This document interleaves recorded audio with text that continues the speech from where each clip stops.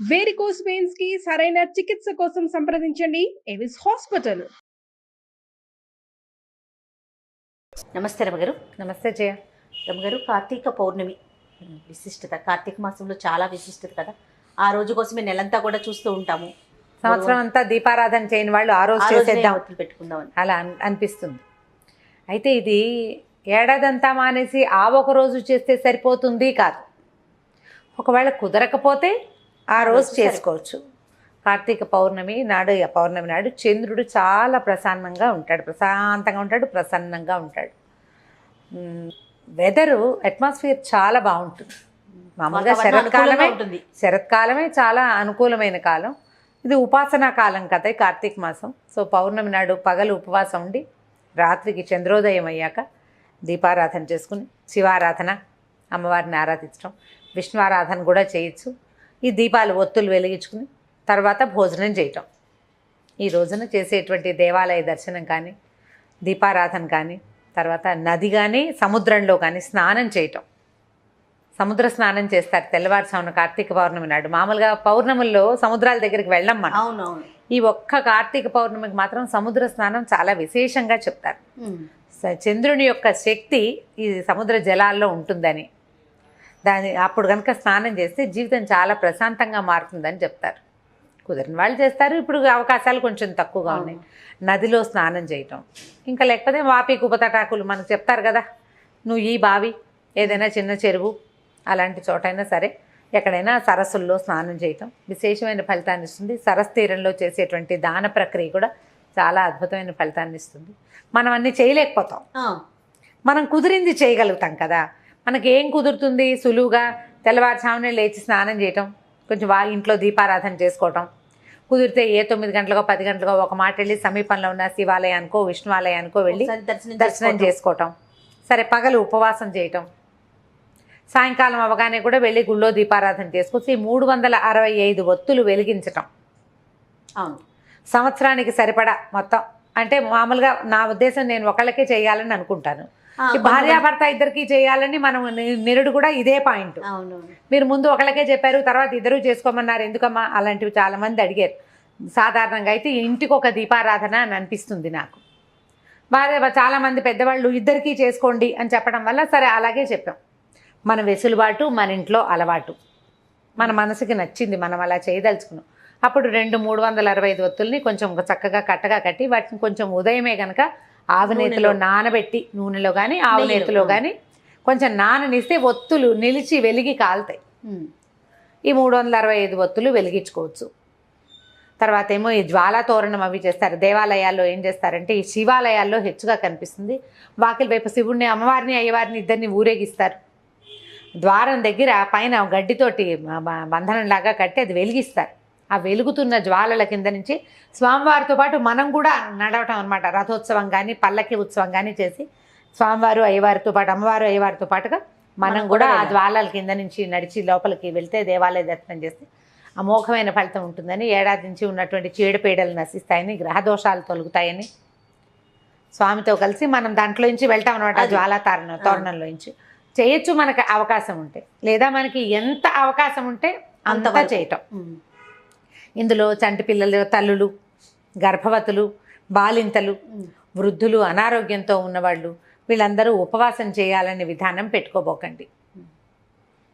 నాకు ప్రెగ్నెన్సీ, నేను ఉపవాసం చేశాను, నా ప్రెగ్నెన్సీ నేను దీపం పెట్టచ్చా, అలాంటి ఆలోచనలు చేయొద్దు. శరీరం పర్మిట్ చేస్తే ఏదైనా చేయండి.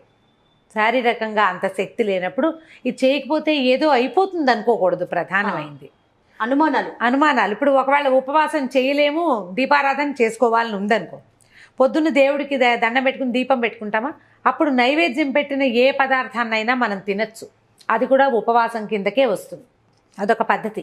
వేరే ఏమి తినద్దు, ఇంకా నైవేద్యం మాత్రమే. నైవేద్యంగా పెట్టిన పదార్థాన్ని తీసుకొని, పొద్దున ఏదో నైవేద్యం పెడతారు, మధ్యాహ్నం ఇంకోసారి తినాల్సి వస్తే నైవేద్యం పెట్టింటే డబ్బాల నుంచి వేరే తీసుకు తినద్దు.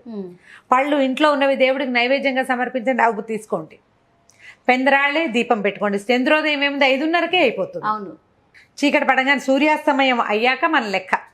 సూర్యాస్తమయం అవ్వగానే ఈ ఒత్తులు వెలిగించుకుని దండం పెట్టుకోవచ్చు. దేవాలయ దర్శనం 7 నెలలు దాటిన గర్భవతులు సాధారణంగా దేవాలయాలకి వెళ్ళొద్దని చెప్తాం. ఆ తొక్కిసలాట, నడక, మెట్లు ఎక్కటము, హడావుడి ఉంటుంది కదా ఎక్సైట్ అయిపోయి ఏదైనా ఇబ్బంది పడతారు. కాబట్టి 7వ నెల వస్తే పురిటితో సమానం కాబట్టి ఎప్పుడైనా పురుడు రావచ్చు కాబట్టి వెళ్ళొద్దంటారు.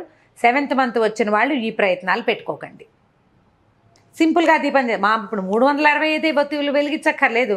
మామూలుగా దీపారాధన చేసుకున్నా అదే ఫలితం లభిస్తుంది. అంత పెద్ద ఇబ్బంది ఏం లేదు. ఇది కూడా చేయొచ్చు. ఇది ఒక అమోఘమైన క్రియ. చేయగలిగితే చేస్తాం, లేకపోతే దీపం పెట్టుకోండి. దీపం పెట్టిన ఫలితమైనా మనకు లభిస్తుంది కదా, అదైనా లభిస్తుంది. తర్వాత చలిమిడి, వడపప్పు, పానకము అలాంటివి పరమేశ్వరుడికి నివేదన చేసుకోవచ్చు. ఈ రోజునంటే కార్తీకంలో చేసేటువంటి ప్రతి పూజ కూడా కార్తీక దామోదర ప్రీత్యర్థంగా చేసి పరమేశ్వరుడికి అర్పిస్తాం. ఆయన ప్రీతి కోసం పూజ చేస్తాము, పరమేశ్వరుడికి అర్పిస్తాము. శివకేశవులు ఇద్దరు పూర్తిగా భేదం, వాళ్ళ మధ్య ఏ తేడా లేదు. ఇవాళ చేసే రుద్రాభిషేకం, ఈ నెలలో చేసేది, అవన్నీ కూడా కార్తీక దామోదరుడికి ఇష్టం. అభిషేకం ఆయనకే చేయక్కర్లా, ఈయనకి చేసినా ఆయనకి నచ్చుతుంది. ఈ రోజున ధాత్రి తులసి కళ్యాణం మొన్న ద్వాదశి నాడు చేయలేకపోయామనుకోండి, ఈ రోజున తులసి చెట్టులోనే ఈ ఒక ఉసిరి కొమ్మని అంత మాత్రం కొమ్మని తీసుకొచ్చి స్థాపించుకుని ఈ రోజున తులసిధాత్రి కళ్యాణం జరిపించవచ్చు. అక్కడే తులసి చెట్టు దగ్గర కూడా ఈ 365 ఒత్తులు వెలిగించడము, లేకపోతే ఓ 11 దీపాలు పెట్టి 365 మన ఇంట్లో లేదు, మన అత్తగారు చేయలేదు, మా ఇంట్లో అలవాటు లేదన్నారు, మీకు ఏదో చెయ్యాలని ఉంది, 365 చేయొద్దు, శుభ్రంగా 11 దీపాలు పెట్టండి. 11 దీపాలు పెట్టుకోవచ్చు కదా. జ్వాల ఇట్లా తోరణంలాగా కనపడుతుంది. ఇది చేయొచ్చు. నదీ జలాల్లో దీపాలు వదిలిపెట్టడం, అరటి దిప్పల్లో చిన్న చిన్న ఇవి చేసి దాంట్లో కొద్దిగా ఆవునేతి ఒత్తుల్ని వేసి వెలిగించి జ్వాలా తోరణంలాగా వదిలిపెట్టడం, దీపమాలిక సమర్పణం. దీంతోపాటు దీపస్తంభ సమర్పణ అని ఒక విశేషమైన పూజా విధానం మనకి కార్తీక పురాణంలో చెప్తారు. ఎత్తైన దీపాన్ని సమర్పించడం. ఆ వాకిట్లో అక్కడ కూడా మన కేరళ స్టైల్లో కనిపిస్తుంటే చుట్టూ పెద్ద పెద్ద ఎత్తైన దీపపు సెమ్మాలు పైన కాదు, మన వాకిళ్లలోనే దీపపు సెమ్మ పెట్టి చక్కగా వెలిగిస్తారు.